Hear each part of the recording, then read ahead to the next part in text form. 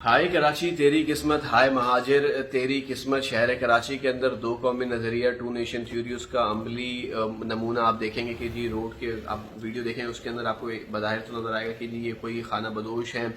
سلام متاثرین ہیں جن کی جھگیاں، اور یہ لیکن وقت بتائے گا اور حالات آپ اس ویڈیو کے اندر ہی دیکھ لیں گے کہ یہ جھگیاں وقت کے ساتھ ٹرانسفارم ہو جاتی ہیں، ہو گئی ہیں کس کے اندر، پکے مکانات کے اندر، اور پھر یہی جگہ بنتی ہیں جرائم پیشہ عناصر کی آماج کا۔ اور روڈ کس طرف روڈ جا رہا ہے، روڈ کی ایک طرف ایک لوگ رہتے ہیں، روڈ کی دوسری جانب دوسرے لوگ رہتے ہیں۔ جو روڈ کی اس طرف رہتے ہیں انہوں نے جو سوسائٹی بنی ہوئی ہے، انہوں نے پہلی تو کروڑوں روپے کے پلاٹ خریدنے ہیں، اس کے اوپر لاکھوں روپے لگانے ہیں، لاکھوں کا نقشہ پاس کرانا ہے، پھر انہوں نے اگر وہاں پہ رہائش اختیار کرنی ہے تو انہیں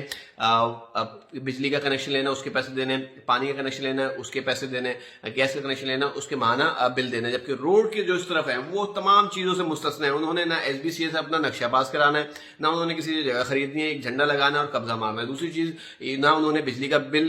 نہ تو دینا ہے، نہ کنیکشن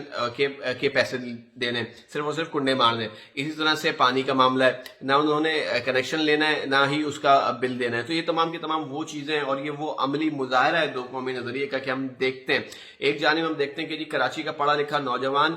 ڈگری لے کے کھڑا ہوتا ہے، اسے روزگار نہیں ملتا، اور دوسری طرف ہم دیکھتے ہیں کہ جو ٹھیٹ جاہل ہے وہ اے سی ڈی سی لگتا ہے، وہ سب انسپیکٹر لگتا ہے۔ تو وہ تمام کے تمام مظالم ہیں جو کہ ہو رہے ہیں، اور یہی جو بستیاں ہم نے تاریخ ہمیں یہی بتاتی ہے کہ یہی بستیاں ہوتی ہیں، اسی طرح کے گاؤں گوٹ آباد کیے جاتے ہیں جو کہ پھر آماج کا بنتے ہیں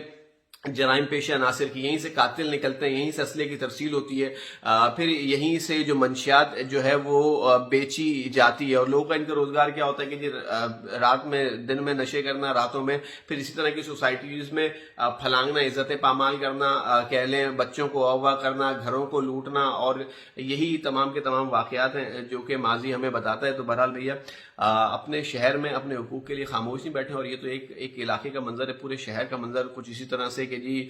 جنہوں نے پہلے جو پڑھے لکھے لوگ ہیں انہیں نوکریاں نہیں ملنی، جاہلوں کو نوکریاں ملنی ہیں، جو پڑھے لکھے لوگ ہیں، یہ جو مقامی لوگ ہیں، جو مہاجر ہیں، انہوں نے کروڑوں روپے کے پلاٹ خریدنے، جبکہ دوسری جانب اپنے لوگوں کو دوسروں نے جو نسل پرستوں نے فیسلیٹ کرنا، ان کو ہزاروں روپوں میں ایک جھنڈے کے عوض ان کو زمین دے دینی ہے، صرف 120 گز، اس طرف جتنا دل چاہے قبضہ کرو، اس طرف بل دینے، اس طرف تمام اخراجات سے مستثنا، اس طرف سرکاری روزگار، اس طرف آپ نے ٹکے ٹکے کے لیے ذلیل ہونا ہے۔ تو بہرحال معاملہ یہ ہے کہ بھیا جی